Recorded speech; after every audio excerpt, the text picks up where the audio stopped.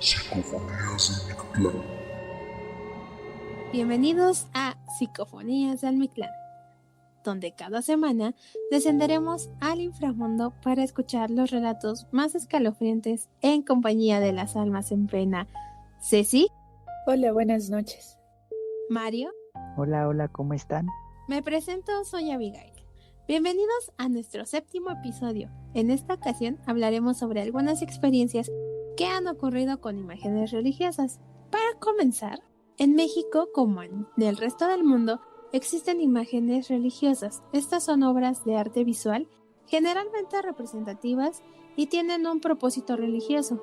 Por lo general, las personas le suelen tener fe. Y con esto, comenzamos. Hola, Ceci. Cuéntanos, ¿qué experiencias nos traes? Bueno, antes de dar inicio, pues, con mi historia, yo creo que es importante hacer mención de por qué se consideran figuras religiosas o cómo es que le dan la beatificación a cierto tipo de personas. Cuando los cuerpos son exhumados, si es que despiden olor a madera, que ya sea que su cara y sus manos están intactas a pesar de que ya hayan sido sepultados después de muchas décadas, estos son algunos fenómenos que como tal, pues la ciencia no lo puede explicar. Hay profesiones en las que se dedican a hacer estas exhumaciones de quienes aspiran para ser santos, o como pues aquí les decimos en México. No solamente basta con que los sacerdotes o las monjas digan que es una persona santa o que digan que hayan hecho algún milagro, sino que estas profesiones que se encargan de esto buscan pruebas de que esto sea cierto y consta de que los cuerpos pues muestren signos sobrenaturales o que sus cuerpos permanezcan intactos, como ya se había mencionado anteriormente. Un factor importante de estudio son los milagros que se realizan. Para que esto pueda ser considerado como un milagro, debe de tener 3 condiciones importantes. El primero es que no tenga ninguna explicación científica. La segunda es que sea de inmediato y que no tenga que pasar muchos años para que, digamos que eso se haga ese milagro. Y el último es que perdure en el tiempo, es decir, que no se cure hoy y, por ejemplo, al otro día ya regrese la misma enfermedad. Antes, pues todo esto se realizaba en el Vaticano y por supuesto que era muy costoso porque pues había que pagar como en todo, ¿no? Entonces, una manera más sencilla y más barata de alguna manera fue proponer a personas o a profesionales para que pudieran realizar los estudios correspondientes. Al final, pues el Vaticano era el que determinaba si una persona podía ser beatificada. Esto pues no es una cosa sencilla, ya que pues se debe de llevar puntos muy rigurosos para que esto pueda pasar, como el que sea considerado como un adorador, de la religión, o que también sea adorador de un ser superior, como puede ser Dios. Esto pues se comprueba a través de las monjas y los sacerdotes que hayan visto que su vida pues haya sido ejemplar. Pero aunque supongo que también hay excepciones, porque hay figuras religiosas que no precisamente han llevado una vida ejemplar. No sé si hayan conocido algunos santos, que por ejemplo uno de ellos es me parece que se llama Santa María Egipcia y Santa Pelagia, que estas pues se dedicaron al libertinaje y a otras cosas pues relacionadas con eso. También otros santos, me parece que es San Dimas, San Mateo y San Agustín, que estos se dedicaron pues a robar y a otro tipo de cosas, a vicios y todo eso, y que eran paganos. Antes pues la religión o nada más era el judaísmo y el cristianismo, y si las personas pues realizaban o practicaban otra religión ya se consideraban como paganos. Entonces, aunque después de todo esto, al final los santos que ya he mencionado pues emigraron al cristianismo y dejaron todos sus pecados atrás, y aún así pues fueron beatificados. Como ya lo había mencionado Abby, México ha sido uno de los países que cuenta con una mayor población católica. También otros países, yo creo que también un país importante digamos, en esto, es Brasil, que también cuenta con muchísima población que es católica. Entonces, partiendo de esto, pues les traigo una historia de una niña que fue beatificada a raíz de que por su creencia y devoción a la religión católica, pues la llevó a una trágica muerte. Esta historia se desarrolla en Guadalajara, Jalisco, esto en México. Cuentan la historia que hace muchos años vivía una niña llamada Inocencia. Cuando iba a la escuela, escuchaba que muchas de sus compañeras hacían pláticas acerca de la primera comunión. Entonces, comenzó a imaginarse, pues, cómo sería su primera comunión. Y era tanta su alegría que hasta soñaba en que realizaba la Eucaristía. Así que, pues, decidió contarle a su familia de que ella quería realizar la primera comunión y que si la podían llevar a la iglesia para las pláticas. Su padre pues no estaba contento con eso. Yo supongo que porque tal vez su familia no era creyente de esa religión y pues como su padre no recibió esa noticia con tanta alegría, comenzó a golpearla y a gritarle que estaba prohibido hablar con las personas con las que le habían metido esa idea en la cabeza. Lamentablemente ella no tenía a su mamá para que pudiera consolarla, solamente pues vivía con su padre.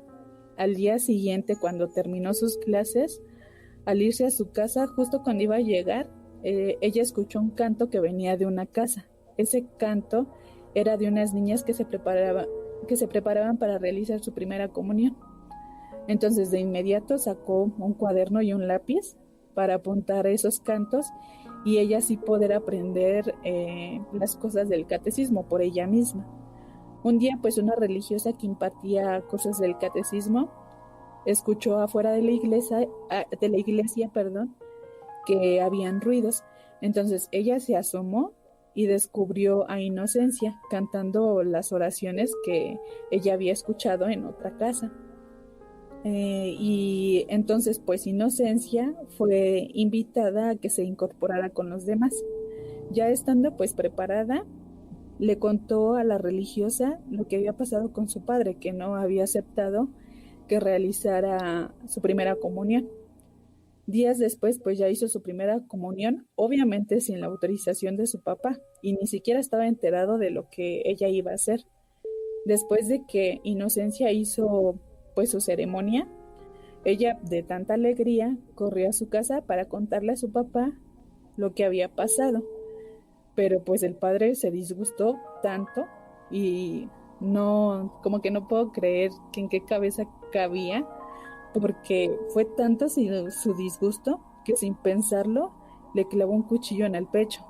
Entonces su padre pues tras ver lo que había hecho salió corriendo y gritando de su casa. Entonces él alertó como que a los vecinos de qué es lo que estaba pasando. Entonces ya los vecinos entraron a la casa de Inocencia y vieron lo que sucedió. Entonces de inmediato pues llevaron a la niña a la catedral, pero obviamente ya había muerto. Entonces ya de ahí pues se hizo como que todo el proceso para la beatificación de esta niña, y ahorita ya es considerada como una santa, que es Santa Inocencia.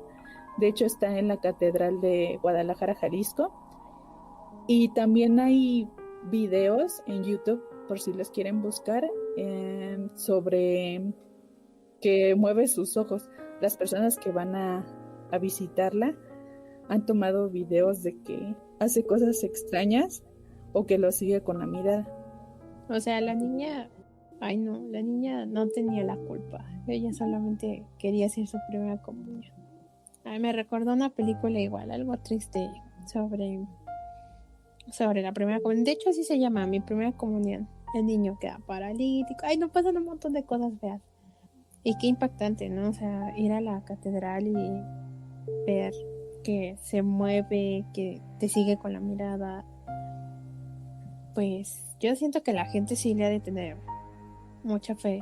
Sí, pues su devoción la llevó, pues sí, lamentablemente a eso, a que su papá la matara, pero pues yo creo que en estos tiempos y en otros tiempos hay que respetar lo que la gente quiere. A lo mejor pues los que tengan hijos respetar esas decisiones, porque es complicado el tema de la religión, pero también deben de ser libres en decidir qué es lo que quieren. En este caso, pues la niña quería pues realizar su primera comunión porque veía que muchas niñas que querían hacerlo, que ya habían hecho su primera comunión, pero ella estaba tan emocionada y era lo que quería. Pero lamentablemente pues le pasó esto. Sí, a veces el miedo de los papás a lo desconocido hace que limite mucho a sus hijos. Creo que lo mejor sería informarse. Que las personas han logrado captar el que mueve los ojos y todo eso, pero pues también hay que tener cuidado en ver si son videos truqueados o no. Bueno, que se respeta quien haya tenido esa suerte y pues así como la fe, ¿no? Se respetan. Sí, así es. Me imagino que la niña pues también quería hacer su primera comunión, porque pues al oír que todas, no, que pues mi vestido, la fiesta, pues el momento de ir al catecismo, convivir con más niños. Entonces pues obviamente a la niña le entró la curiosidad y pues ella quería hacer su primera comunión. Entonces el papá, al no querer, sea creyente, no sea creyente, pues yo siento que fue lo que, pues como dice Ceci, o sea, el miedo a lo desconocido fue lo que lo orilló a hacer todo eso. Sí, por ejemplo, creo que los testigos de Jehová no celebran como los católicos las fiestas de Navidad. O sea, no hay un Santa Claus que traiga regalos, ni Día de Reyes. Al parecer todo es distinto, así es que si alguien de nuestros escuchas es testigo de Jehová, nos gustaría que nos ilustraran para saber cómo celebran en estas fechas. Sí, pues hemos mencionado en varios episodios que hemos tenido que siempre debe de haber un respeto, tanto a lo que creas, tanto a una religión, tanto a tus ideas, siempre debe de ser respetado. Sí, tienes razón, Ceci. Bueno, ahora vamos a dar paso al relato de Mario. Mario, cuéntanos, ¿qué nos traes para esta noche? Yo esta vez no tengo una historia que me haya ocurrido algo paranormal o a alguien más. Simplemente es una historia que desde que tengo 10 años cuando me la contaron me asombró, se me hizo muy interesante. Es sobre el Cristo del Veneno y bueno, ocurre en el siglo XVII en una iglesia del centro histórico en Venustiano Carranza. Cerca de ese lugar habitaba un hombre conocido como el obispo Gaitán. Él visitaba ese templo en donde había un crucifijo. El diario iba a rezar y cada vez que terminaba de hacer sus oraciones tenía el hábito de besarle los pies al Cristo del crucifijo. Él desafortunadamente tenía muchos enemigos, ya que desinteresadamente ayudaba a quien más lo necesitaba. Entonces esos enemigos se querían deshacer de él, pero no encontraban la forma de hacerlo. No querían dejar pruebas. Si lo asaltaban, pues iba a haber un culpable. Si lo golpeaban, también iba a haber un culpable. Entonces lo vigilaban sus acciones y se percataron de que tenía el hábito de que al terminar de rezar besaba los pies del Cristo. Así que decidieron untarle veneno a ese Cristo y lo vigilaron. Entonces así ya no dejarían pruebas. Ya cuando el obispo había concluido sus oraciones e iba a hacer lo que ya era su costumbre, el Cristo movió los pies y se volvió oscuro. Entonces el obispo quedó impactado, pero era una señal de que había absorbido el veneno y así pudo salvar la vida de ese obispo. Entonces, como les comento, está en una iglesia del centro histórico en Venustiano Carranza. Sí, de hecho yo sí he ido a la iglesia de este Cristo y la verdad se llena bastante, entonces en estas fechas no se los recomiendo. Y ya esperemos a que todo esto se calme un poco y con gusto vayan a visitarla. En serio, es una iglesia pequeña, pero está muy bonita. Y como dice Mario, la historia también la he oído. Y sí, le dejaron el veneno a los pies del Cristo. Y sorprendentemente absorbió el veneno. Muchos científicos estaban haciendo estudios de que pues, probablemente pudo haber sido la madera, el tipo de madera con el que está hecho este Cristo. pero a ninguna madera se le atribuye esa propiedad de poder absorber veneno. Entonces sí está como un hecho divino, porque aún no se puede demostrar científicamente. Sí, es como lo que ocurrió con la Virgen de la Basílica. Llegué a escuchar que alguien había ido a rociarle ácido, pero la tela obviamente se corroyó, pero lo que es la imagen de la Virgen no le pasó nada. O sea, le cayó tantito ácido, pero no fue como que se empezara a corroer. Entonces también ese es como un hecho divino que ocurre con respecto a la imagen de la Virgen de Guadalupe.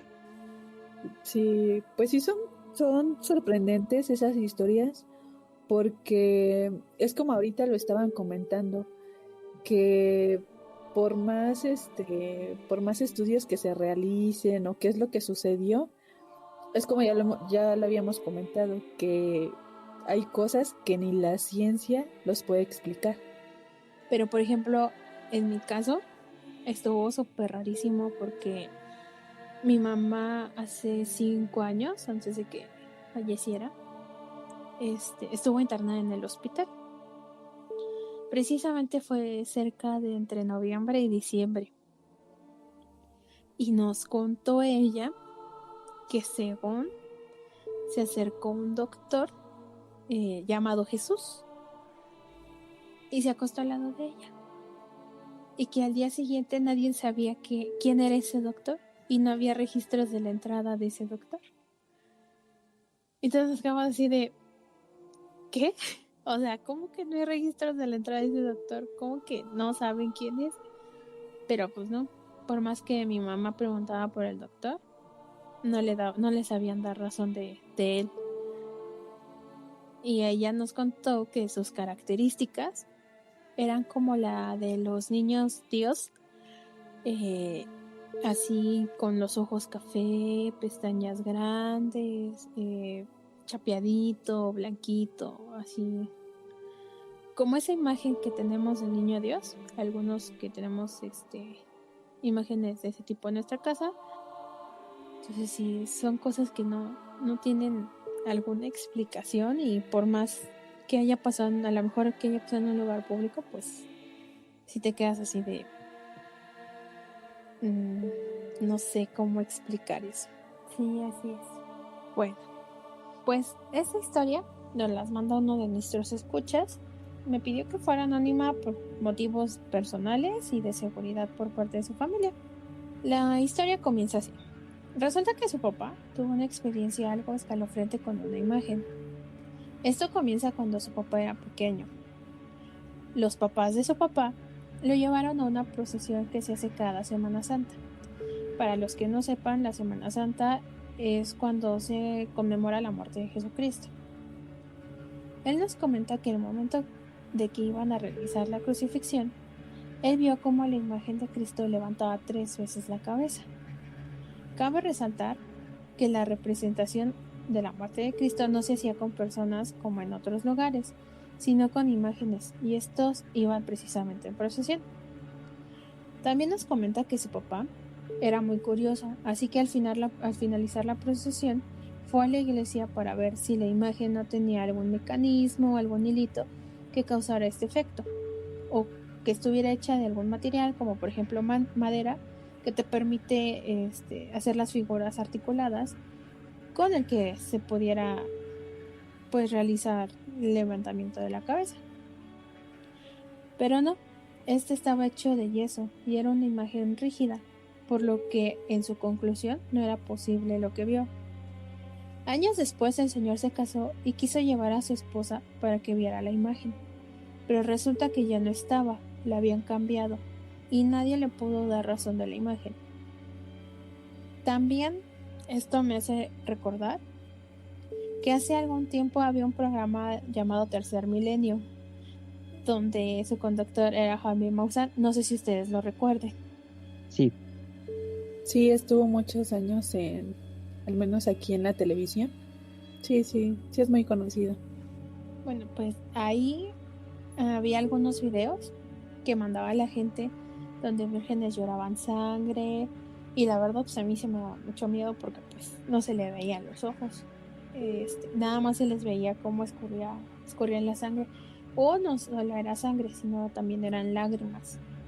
Entonces, y precisamente son figuras hechas de yeso que no tienen dónde ponerles un mecanismo, y en algunos casos pues algunas imágenes están metidas en nichos, entonces pues no tiene así como que alguna explicación. Muchas gracias a todos los que nos están haciendo llegar sus historias, las estamos leyendo poco a poco. Y bueno, si todo lleva un proceso, necesitan investigar qué tan verídico es lo que le ocurre a una imagen o a un objeto religioso, porque hay muchos charlatanes que se quieren hacer famosos o quieren ganar dinero a base de la inocencia de la gente, que pues son muy fieles creyentes y tú les muestras algo que es muy asombroso, entonces ellos van a creerlo y pues a mí no se me hace padre, y pues sí hay que tener mucho cuidado con todo esto. Sí, es muy cierto que, como lo menciona Mario, que siempre o la mayoría de las veces también hacen las manipulaciones por popularidad o porque quieren llamar la atención. Entonces, pues hay que tener respeto con todo eso y tener respeto hacia las personas que creen en alguna religión, sea cual sea, pero sí tener respeto por eso y no, como que no hacer manipulación de ciertas cosas.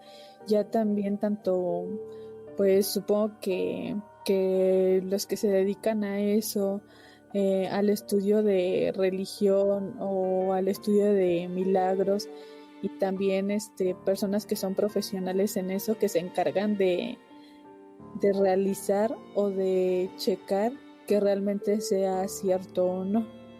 Entonces yo creo que es muy importante de entrada siempre tener respeto por eso y ver que realmente no sea manipulado, porque como lo mencionó Mario, hay muchas veces en las que se manipula todo eso, entonces ya se empieza como que a distorsionar todas esas historias y la gente lo empieza a creer cuando a lo mejor no puede ser cierto. Hay mucha gente que hace manipulación de todas estas nada más para ganar popularidad o ganar dinero.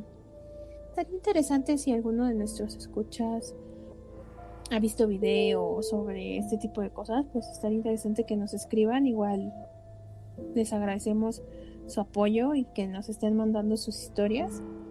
Como dice Mario, las estamos leyendo poco a poco. Les agradecemos infinitamente que realmente nos hagan llegar sus historias y que al fin y al cabo aquí van a aparecer para que pues sean escuchadas. Son historias que realmente se nos hacen interesantes. Aquí no se descarta ninguna, todas tienen lo suyo, pero en especial esta encajó con el tema del día de hoy. Qué suerte del papá de este chico que ver a esa figura moverse sin ser articulada, sin tener algún mecanismo. Pues la verdad, qué interesante su relato, y pues esperamos si nos pueda contar un poquito más de si encontró la imagen, ya no, o si todavía sigue en búsqueda de ella en alguna iglesia, no sé. Nos interesaría saber si realmente pudo dar con el paradero de esta imagen. También estaría interesante que nos dijera qué es lo que ocurrió en su entorno en ese momento, porque muchas veces se toman como señales. Sí, así es. Probablemente tienes razón, pudo haber sido alguna bendición o algún anuncio de algo. Sí, estaría interesante que nos contara ese lapso de su vida. Bueno, y con esto concluimos por el día de hoy. Escúchenos la próxima semana en un nuevo episodio. Les compartimos nuestras redes sociales del podcast, donde nos pueden mandar sus relatos. En Facebook nos pueden encontrar como Psicofonías del Mictlán, en Twitter como @pdemictlán y en Instagram como psicofonías_del_Mictlán. Y así como este chico que nos mandó su historia, las de ustedes también pueden estar apareciendo en un episodio. ¿Y cómo pueden encontrar a nuestra alma en pena, Mario? En Twitter y en Instagram como @sirsplinter_. Y a mí me pueden encontrar en Instagram como @tomoyo765. Les deseo una noche escalofriante y un buen inicio de fiestas navideñas. Y con esto nos despedimos. Bye. Bye.